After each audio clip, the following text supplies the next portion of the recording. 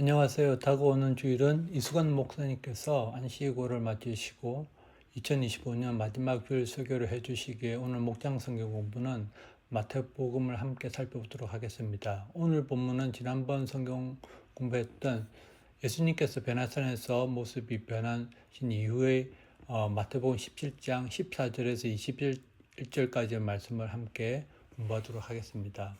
먼저 14절을 보시면 그들이 물에게 오니 한 사람이 예수께 다가와서 무릎을 꿇고 말하였다. 여기서 그들은 예수님을 포함한 베드로, 야고보, 요한을 의미합니다.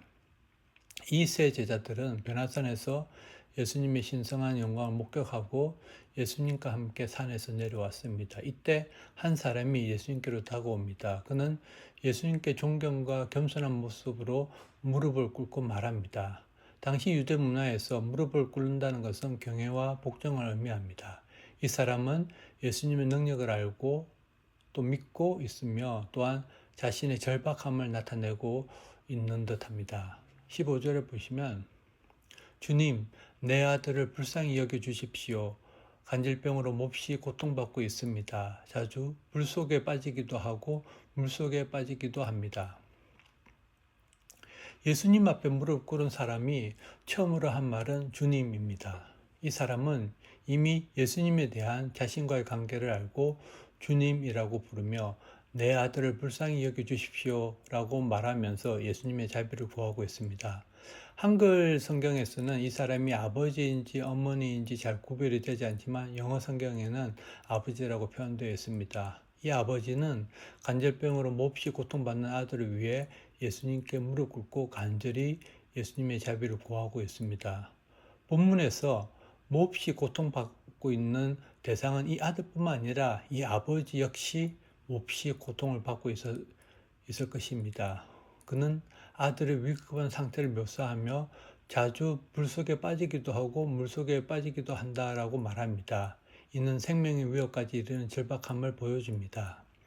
다음 16절을 보시면 그래서 아이를 선생님의 제자들에게 데리고 왔으나 그들은 고치지 못하였습니다.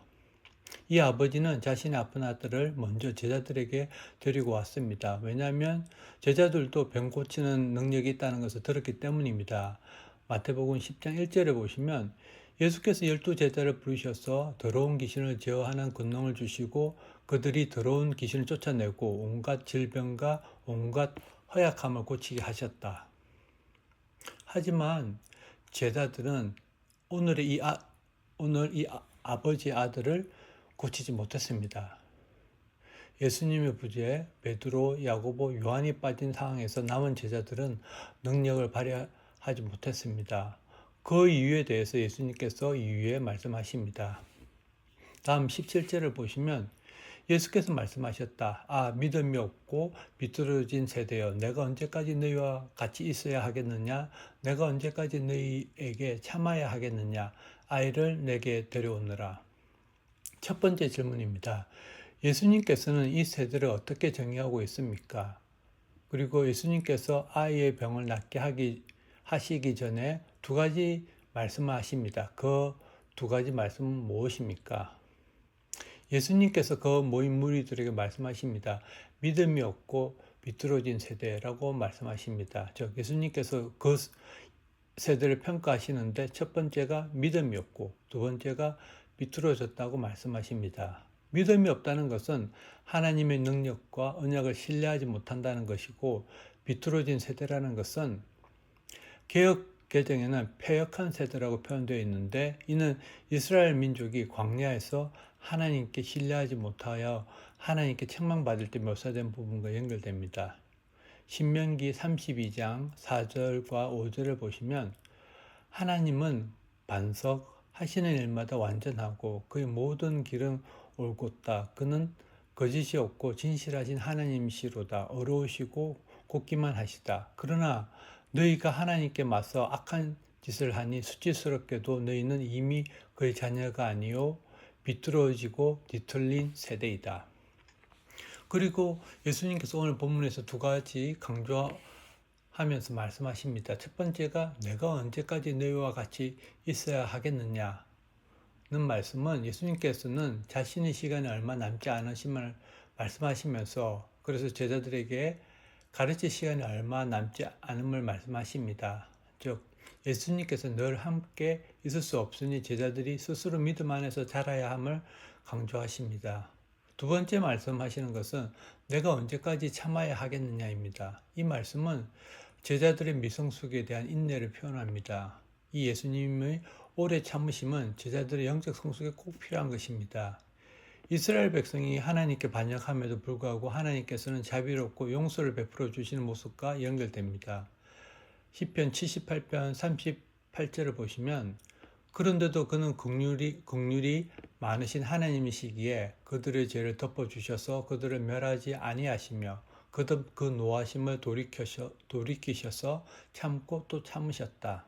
예수님께서는 인간의 연약함을 아시고 인내하심을 통해서 예수님의 사랑과 구속적 사명을 십자가에서 보여주십니다. 그래서 오늘 본문에도 예수님께서는 아이를 내게로 데려오느라고 말씀하십니다.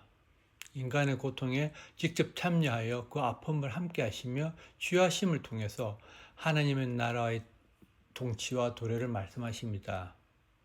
이를 이사야 선지자는 메시아의 오심을 이사야에서 61장 1절 2절에서 다음과 같이 예언하고 있습니다.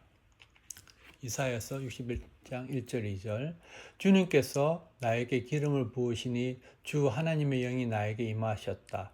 주님께서 나를 보내셔서 가난한 사람에게 기쁜 소식을 전하고 상한 마음을 싸매어주고 포로에게 자유를 선포하고 갇힌 사람에게 석방을 선언하고 주님의 은혜의 해와 우리 하나님의 보복의 날을 선언하고 모든 슬퍼하는 사람들을 위로하게 하셨다.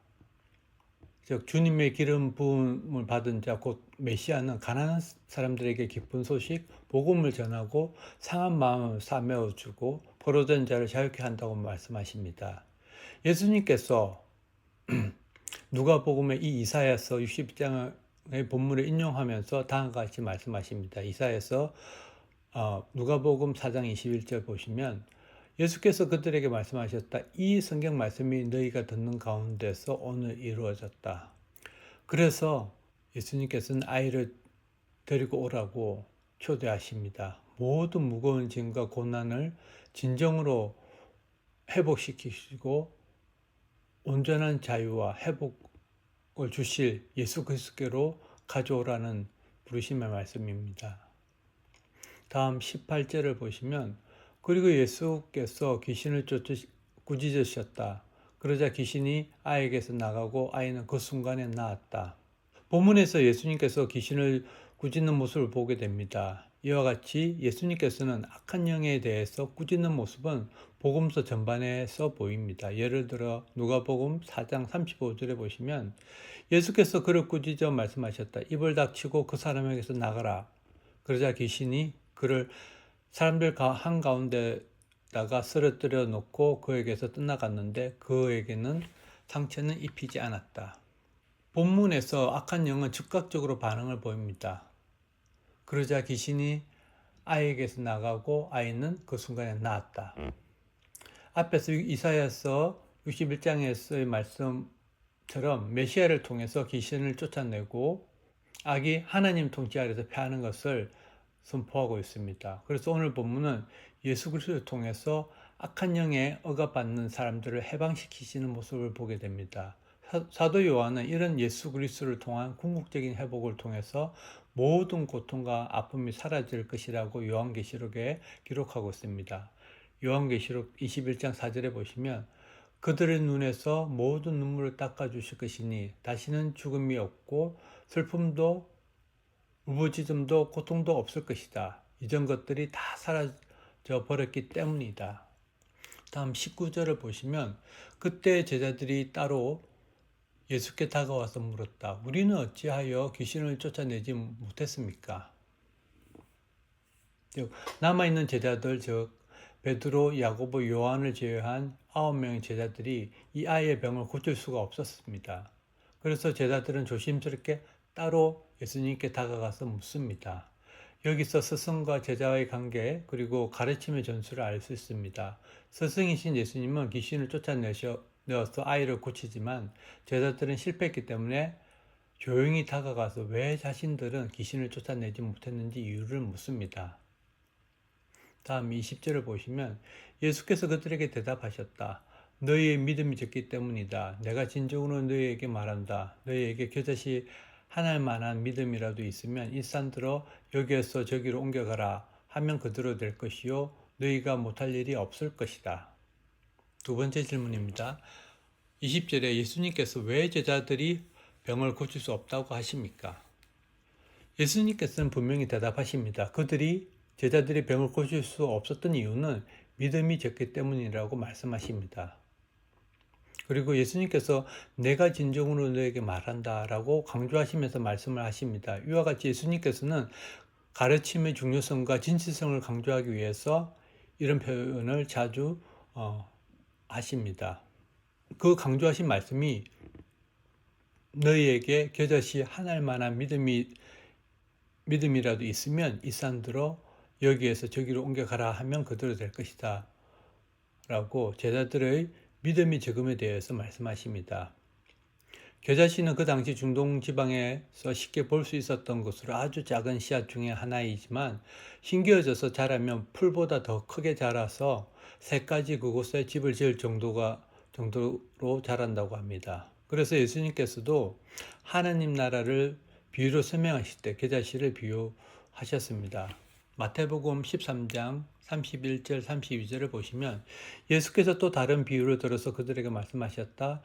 하늘나라는 겨자씨와 같다. 어떤 사람이 그것을 가져다가 자기 밭에 심었다. 겨자씨는 어떤 씨보다 더 작은 것이지만 자라면 어떤 풀보다 더 커져서 나무가 된다. 그리하여 공중의 새들이 와서 그 가지에 깃들인다. 예수님께서는 우리가 겨자씨만한 믿음만 있으면 못할 일이 없다고 말씀하십니다. 여기서 산을 옮길 만한 믿음을 예수님께서 말씀하시는데 본문의 말씀을 하시는 곳이 마태복음 16장의 배경인 가이사랴 빌립보라고 하면 근처에 있던 산이 헬몬산입니다. 그래서 이 산이라는 것은 헬몬산으로 추정됩니다. 예수님께서는 그 산을 가리키면서 이 산들어라고 표현하셨을 것입니다.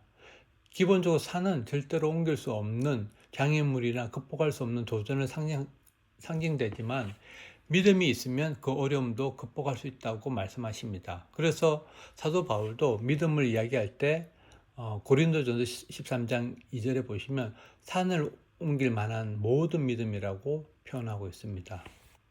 다음 오늘 성경 본문에는 21절이 없지만 고대 사본들에는 21절이 다음과 같이 표현되어 있습니다. 그러나 이런 종류는 기도와 금식을 하지 않고서는 나가지 않는다. 세 번째 질문입니다. 21절에 귀신을 쫓아낼 수 있는 영적인 일들은 어떻게 가능하다고 하십니까? 여기서 이런 종류라는 것은 귀신을 쫓아내는 것과 같은 깊이 있는 영적 참여를 필요로 한다는 것을 알 수 있습니다. 이와 같은 영적 수준은 일반적인 접근 방식보다는 다른 차원이 있음을 의미합니다. 사도 바울도 이와 같은 영적인 싸움을 다음과 같이 이야기하고 있습니다. 에베소서 6장 12절에 보시면 우리의 싸움은 인간을 적대자로 상대하는 것이 아니라 통치자들과 권세자들과 이 어두운 세계의 지배자들과 하늘에 있는 악한 영들을 상대로 하는 것입니다. 이와 같이 깊이 있는 영적 싸움을 이길 수 있는 방법으로 본문에서 기도와 금식으로 하지 않으면 안 된다고 말씀하십니다. 첫 번째 기도는 자신의 생각을 내려놓고 하나님의 뜻에 따라 하나님 능력에 의지하며 나아가는 것입니다.